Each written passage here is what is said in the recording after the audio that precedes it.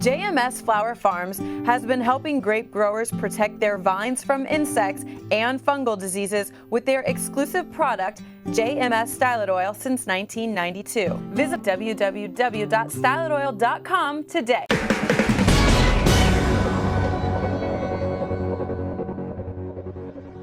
Hello, I'm Matthew Malcolm with Pacific Nut Producer Magazine, reporting to you from the annual Tri-County Walnut Day in Visalia. Growers in attendance gain an update on current supply and demand trends for California walnuts. Unfortunately, demand isn't keeping up with supply as increasing varying acreage comes into production.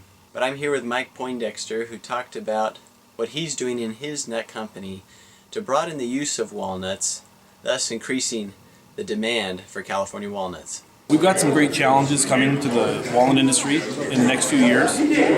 Last season, the industry moved 525,000 tons. It was the total shipments for the walnut industry. We're projecting that by the year 2020, that production will end up being about 750,000 tons. So we're going to need to see consumption of walnuts increase by 40% in the domestic market between now and 2020. We're not going to get that by using the exact same marketing techniques that we have. We're going to have new product development. New product development has really dropped off a cliff in the last few years. We're trying to kickstart that. We developed some new products to get walnuts into the snack category. They've been in the baking category for a long time. People increasing their baking is not going to get us out of this oversupply situation. We need to get into areas of the market that have more consumption, and that's going to be the snacking.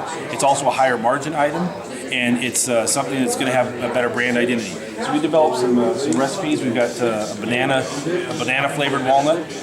We've got buffalo. If you want to have something snacking with the game, you're watching the game, have a beer, have something to go with it, why are you going to have salted peanuts? Peanuts aren't as healthy as walnuts. Get some walnuts. This is the healthiest food you can have. Get it with some nice, little cayenne pepper on there, get some kick to it. It's going to be delicious. You have your, you want to pick me up in the morning, chocolate espresso. Everyone loves chocolate. Get some espresso on there. Get your, get it to go with your morning coffee. Get a little bit of an extra boost. Have them for breakfast. Want to have them for a snack? Oatmeal cookie. This thing, it smells like an oatmeal cookie. It tastes like an oatmeal cookie. It doesn't have that bitterness that the walnuts sometimes have. We've put in a process that has been able to remove that little bitter aftertaste in the walnuts and extend the shelf life. Shelf life has been a huge problem with the walnut industry. Developing new items.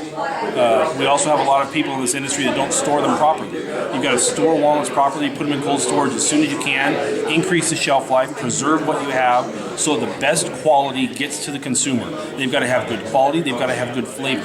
That's what we're trying to do.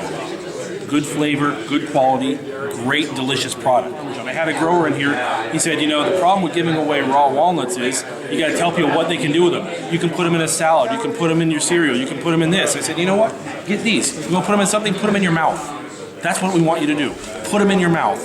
There we go. That's what you're going to do with these walnuts. You don't have to do anything with them. You don't have to cook them. You don't have to fix them. You don't have to change them. They're delicious right out of the bag. Delicious, nutritious, and hopefully addictive. That's what we're trying to do, and I think that we're going to be very successful. So we're building a new production facility in Fowler to do this large scale. We've worked for a couple of years on these recipes. I wish you could try them over the camera, you can't. But they smell great, they taste great, and the biggest problem we have is keeping them in stock. So I think that there's a lot of potential. Our industry needs a lot more of this, though. I can't increase walnut consumption in the United States 40% by myself. Every walnut handler needs to be doing this. Every single processor and packer of walnuts has got to have a program like this. If they don't have it, they need to ask themselves what they're really doing in this industry. Because this industry is growing more production and we need to have more consumption. And we're only going to grow consumption by having new ways to consume products and new markets that we're going to find. We're shipping into South America, we're shipping into, we started shipping into India, but we're looking for new countries that don't buy walnuts. We're going to go into those, but the big payoff is the U.S. market. Willie Sutton, they asked him why he robbed banks. He said, that's where the money is. Well, where are we going to get the growth in consumption? The U.S., that's the biggest market for California walnuts. We have got to grow it, and the only way we're going to grow it is new product development. We're not going to get people to bake our way out of this. We're going to have some new products. This right here is our best answer to it. I think it's going to be delicious. It's going to be a real home run. Thank you, Mike. It's time to think outside the box as it begins to overfill with walnuts. We know it's a great product though and a great industry. So let's keep thinking of ways that we can increase the demand for California walnuts.